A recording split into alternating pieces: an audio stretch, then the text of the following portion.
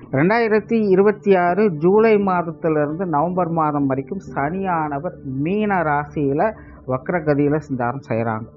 பொதுவாக இந்த வக்ரகிருதி அமைப்பு அப்படிங்கிறது ராசி ரீதியாக நிறைய மாற்றங்களை இது கண்டிப்பாக ஏற்படுத்தும். ஜென்ரலாகவே இந்த வக்ரகதி அமைப்பை பற்றி பெரும்பாலும் பார்த்திங்கன்னா ரொம்ப பெருசாக எதுவும் எடுத்துக்க மாட்டாங்க. ஆனால் சிலர் ரொம்ப ஸ்பெசிஃபிக்காக இதை பார்ப்பாங்க. காரணம் என்னென்னா, அவங்களுடைய சுய ஜாதக அமைப்பிலேயே அது அவங்களுக்கு அப்படி தான் வேலை செய்யும். யாருக்கெல்லாம் சுய ஜாதகத்தில் கிரகங்கள் வக்கரமாக இருக்கோ அந்த கிரகங்கள் கோச்சார ரீதியாகவும் வக்கரம் பெறும் பொழுது அவங்களுக்கு இன்னும் கூடுதலாக வேலை செய்யும். அந்த வக்கர அமைப்பை பற்றி அவங்க ஈஸியாக புரிஞ்சுப்பாங்க. அது அவங்களுக்கு நிதர்சன வாழ்க்கையில் அப்பட்டமாக அப்படியே தெரியும். மற்றவங்களுக்கு தான் அது பெருசாக புரியாது. ஆனால் மற்றவங்களுக்கும் இந்த கோச்சார வக்கர அமைப்பு அப்படிங்கிறது ஒரு சின்ன ஸ்பார்க் லெவலில் ஒரு சில விஷயங்களை செஞ்சுட்டு போயிடும். அந்த கிரகங்களுடைய நல்லது கெட்டதுக்கு தகுந்த மாதிரி. நல்லபடியாக இருந்ததுன்னா நல்லது செய்யும், கெட்டபடியாக இருந்ததுன்னா அது கெட்டதை கண்டிப்பாக செஞ்சுட்டு போயிடும். சடனாக அன்எக்ஸ்பெக்டடாக அந்த விஷயம் நடந்து முடிஞ்சிடும். நவ கிரகங்களின் அடிப்படையில் சனியானவர் அசுப கிரகம் அப்படின்னு சொல்கிறோம். பட் எப்போவுமே ஜோதிடத்தில் ஒரு கிரகம் நல்லதை மட்டுமே செஞ்சுட்டு இருக்காது, அதே போல் கெட்டதுன்னா கெட்டது மட்டுமே செஞ்சுட்டு இருக்காது. ஒரு கிரகம் அது இருக்கக்கூடிய இடத்துக்கு தகுந்த மாதிரியும், அது எந்த கிரகங்களோட சேருது அல்லது எந்த கிரகங்களை அது பார்க்குது அப்படிங்கிறதுக்கு தகுந்த மாதிரியும் அந்த சுப பலனும் அசுப பலனும் மாறிக்கிட்டு தான் இருக்கும். அதில் இந்த வக்ர அமைப்பு அப்படிங்கிறதும் அப்படித்தான். நல்லவங்களை கெட்டவங்களாக காட்டும், கெட்டவங்கள நல்லவங்களாக காட்டும். ஸோ இப்போ சனி இங்கே வக்கரமாகிறது பாசிட்டிவாக நெகட்டிவாக அப்படின்னு பார்த்தோம்னா, ஒரு சைடில் அது பாசிட்டிவாக இருக்கும். ஏன்னா சனியினுடைய வீரியம் அப்படிங்கிறது கொஞ்சம் குறையவே செய்யும். இன்னொரு சைடில் அது நெகட்டிவாகவும் வேலை செய்யும். காரணம், இந்த மாத கிரகங்களுடைய பார்வை அப்படிங்கிறது சனி மேலே விழுந்துக்கிட்டே இருக்கும். ஸோ மேற்கொண்டு இனி உங்களுடைய ராசி லக்னத்துக்கு இந்த வக்ர சனி எப்படி இருக்கும் அப்படிங்கிறத பார்க்கலாம். வணக்கம் ரிஷபராசி நண்பர்களே. ரிஷபத்திற்கு 11ஆம் இடத்துல இந்த சனியானவர் வக்ரகதியில் செயல்படுறாங்க. சனியை பொறுத்த வரைக்கும் ரிஷபராசிக்கு 9ஆம் இடத்திற்கும் 10ஆம் இடத்திற்கும் அதிபதியாக வரக்கூடியவங்க. எப்போவுமே ரிஷபத்திற்கு இந்த சனியானவர் தர்ம கர்மாதிபதி யோகத்தை கொடுக்கக்கூடியவங்க. அதனால தான் எப்போவுமே ரிஷபத்திற்கு இந்த சனியினுடைய தாக்கம் அப்படிங்கிறது அதிகமாக இருக்கும். நல்லது நடந்தாலும் அது அதிகமாக நடக்கும், கெட்டது நடந்தாலும் அது அதிகமாக நடக்கும். சனி ரொம்ப வீரியமாக வேலை செய்யும். பட் ரிஷபத்துக்கு எப்போவுமே ஒரு பிரச்சனை என்ன அப்படின்னா, சாது மிரண்டால் காடு கொள்ளாது அப்படின்னு சொல்கிற மாதிரி, எப்பெல்லாம் இந்த சனியுடைய தாக்கம் வருதோ அப்போல்லாம் ரிஷபராசிக்காரங்க கண்ட்ரோலை இழந்துடுறாங்க அப்படின்னு சொல்லலாம். அதுக்கப்புறம் கண் கெட்டதுக்கப்புறம் சூரிய நமஸ்காரம் அப்படின்னு சொல்கிற மாதிரி பல விஷயங்கள் முடிஞ்சதுக்கப்புறம் தான் அவங்களுக்கு விஷயம் என்ன அப்படிங்கிறதே புரிய ஆரம்பிக்குது. ஏன்னா இந்த சனியை மந்தன் அப்படின்னு சொன்னாலும், எப்பெல்லாம் சனி என்ட்ராகுதோ அப்பெல்லாம் பார்த்தீங்கன்னா ஈகோ அப்படிங்கிறது அதிகமாக ட்ரிகர் ஆகவே செய்யும். அதாவது சனி மந்தன் அப்படின்னா அவருடைய காரியம்தான் மந்தமாக இருக்கும், ஆனால் அவருடைய குணாதிசயம் அப்படிங்கிறது கம்ப்ளீட்டாக வேறு. சனி தண்டிக்கிற மாதிரியெல்லாம் எந்த ஒரு கிரகத்தாலையும் தண்டிக்கவே முடியாது. அவர் பார்க்க தான் சைலண்ட்டாக இருப்பாங்க, ஆனால் அவருடைய செயல்பாடுகள் அப்படிங்கிறது வீரியம் மிக்கதாகவே இருக்கும்.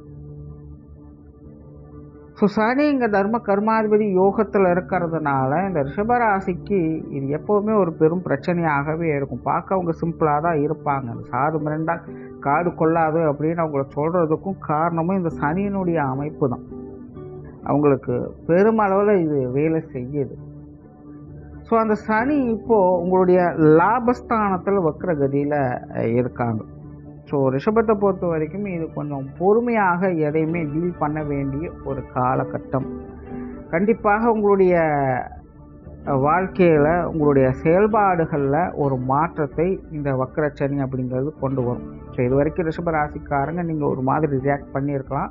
இனிமேல் உங்களுடைய ரியாக்ஷன் அப்படிங்கிறது வேறு மாதிரி இருக்கும். இனிமேல் நீங்கள் செய்யக்கூடிய அந்த காரியங்கள் அப்படிங்கிறதும் வேறு மாதிரி இருக்கும். ஒரு புது நிலையை நோக்கி நகர ஆரம்பிப்பீங்க, ஒரு மாற்றத்தை நோக்கி நகர ஆரம்பிப்பீங்க.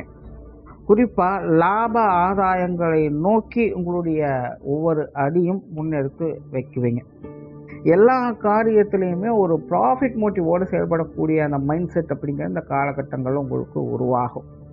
இழந்ததை மீட்டெடுக்கணும் அல்லது இழந்ததை சரி செய்யணும் அப்படிங்கிற எண்ணம் உருவாகும். அதுக்கேற்ற சூழல் அப்படிங்கிறதும் உங்களுக்கு உருவாகும்.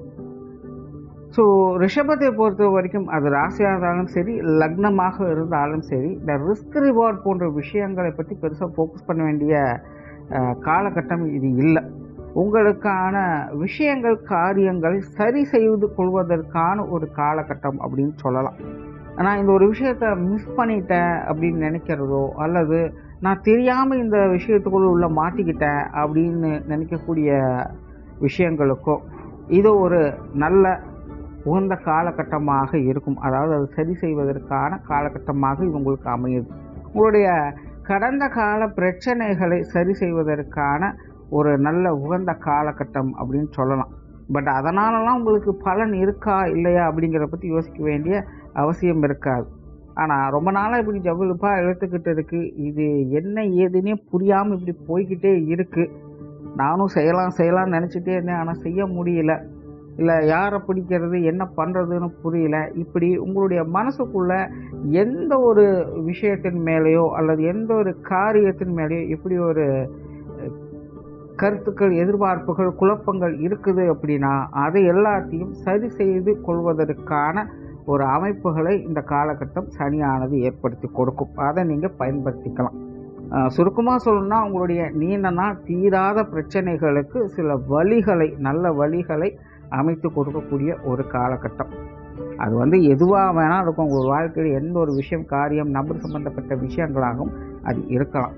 ஸோ இந்த வக்ரச்சனி அப்படிங்கிறது மெயினாக உங்களுக்கு இந்த விஷயங்களை தான் அதிகம் ஃபோக்கஸ் பண்ணும். மற்றபடி இது லாப நஷ்ட கணக்குகள் பார்க்குறதோ இல்லை நல்லது கெட்டதுகளை பற்றி பேசக்கூடிய விஷயங்களெல்லாம் எதுவும் இங்கே இல்லை.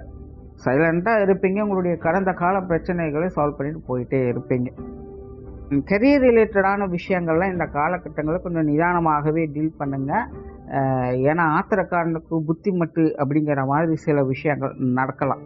இந்த தொழில் வேலை உத்தியோகமாக ரிஷப ராசி, ரிஷப லக்னக்காரங்களுக்கு சில குழப்பம் தரக்கூடிய விஷயங்கள் அப்படிங்கிறது அவ்வப்போது வந்து போகும். எதையும் எடுத்தவங்க முடிக்க முடியாது. நீங்கள் ஒரு பிளான் பண்ணுவீங்க, பட் அங்கே நடக்கிறது ஒரு விஷயமாக இருக்கும். அதே போல் முன்னாடி சொன்ன அந்த திடீர் மாற்றங்கள் அப்படிங்கிறது நடந்து உங்களை கொஞ்சம் குழப்பவே செய்யும். ஸோ கெரியர் ரிலேட்டடாக சில விஷயங்கள், காரியங்களை நீங்கள் கொஞ்சம் கவனமாக கையாள வேண்டியதாக, ரொம்ப பெருசாக பயப்பட வேண்டியதில்லை. பட் ஒரு விஷயத்த செய்கிறீங்க அப்படின்னா ஒரு தடவைக்கு 2 தடவை யோசித்து செயல்படுங்க. சும்மா ஓகே அப்படின்னு சொல்லிட்டு நீங்கள் பாட்டு காரியத்தில் இறவீங்க, அது பின்னாடி வேறு மாதிரி நடக்கலாம். அதனால் கெரியர் ரிலேட்டடாக மட்டும் எதுவாக இருந்தாலும் யோசித்து செயல்பட்டு வாங்க. குடும்ப வாழ்க்கை அப்படிங்கிற இந்த காலகட்டங்கள் கொஞ்சம் மந்தமாகத்தான் இருக்கும். குடும்ப உறவுகள், விஷயங்கள், காரியங்கள் கொஞ்சம் அலைச்சல், டென்ஷன்கள் கொடுக்கத்தான் செய்யும். பட் நெகட்டிவாக எதுவும் இல்லை, எல்லாம் ஓகே தான். எல்லாமே சமாளிக்கக்கூடிய விஷயங்களாகத்தான் இருக்குது. பட் குடும்ப விஷயங்கள், காரியங்கள் எல்லாமே கொஞ்சம் டென்ஷனையும் அலைச்சலையும் கொடுத்துக்கிட்டு தான் இருக்கும். சுப காரியங்களுடைய அமைப்பு அப்படிங்கிற ரிஷபராசிக்காரங்களுக்கு, ரிஷப லக்னக்காரங்களுக்கு ஓரளவுக்கு நல்லபடியாகவே இருக்குது. குறிப்பாக இந்த திருமண அமைப்புகள் அப்படிங்கிறது ரிஷபத்துக்கு கொஞ்சம் சப்போர்ட்ஃபுல்லாக வேலை செய்யணும். அது சார்ந்த காரியங்கள், விட்டு போன விஷயங்கள் இதெல்லாமே இந்த காலகட்டங்களில் கைகூடி வரும். குறிப்பாக இந்த தடைபட்டு போன திருமணங்கள் அப்படிங்கிறதான் இந்த காலகட்டங்களில் சரியாவதற்கான வாய்ப்புகள் அதிகமாகவே இருக்குது. அதே போல் இந்த சொத்து சுகங்கள் சம்பந்தப்பட்ட விஷயங்களில், பூர்வீக சொத்துக்கள் வகையில் கூட இருக்கலாம். இதில் பழைய விஷயங்கள், விட்டு போன விஷயங்கள் ஏதாவது இருக்குது அப்படின்னாலும் அதில் திரும்ப இறங்கி செயல்படக்கூடிய அமைப்புகள் அப்படிங்கிறது இந்த காலகட்டங்களில் ஏற்படும். ஸோ சுருக்கமாக சொல்லணும்னா ரிஷபத்தை பொறுத்த வரைக்கும் இந்த வக்ரச்சனி அப்படிங்கிறது அவங்களுடைய பர்சனலான விஷயங்களை, குறிப்பாக விட்டு போன விஷயங்களில் ஒரு மாற்றத்தை ஏற்படுத்தி கொடுக்கும். அதை சரியான முறையில் அவங்க பயன்படுத்திக்கலாம். ஸோ ரொம்ப பர்சனலான விஷயங்களாக தான் எல்லாமே இருக்கும். பொதுவான அமைப்பு அப்படிங்கிறதெல்லாம் எதுவுமே இல்லை. எதுவாக இருந்தாலுமே அவங்களுடைய தனிப்பட்ட விஷயங்கள், காரியங்கள் அப்படின்னா ரொம்ப ஃபோக்கஸ் பண்ணுவாங்க. அது சார்ந்த கடந்த கால பிரச்சனைகள் எல்லாமே ஓரளவுக்கு அவங்களுக்கு சீராகிட்டு வரும். நன்றி, வணக்கம், வாழ்க வளமுடன்.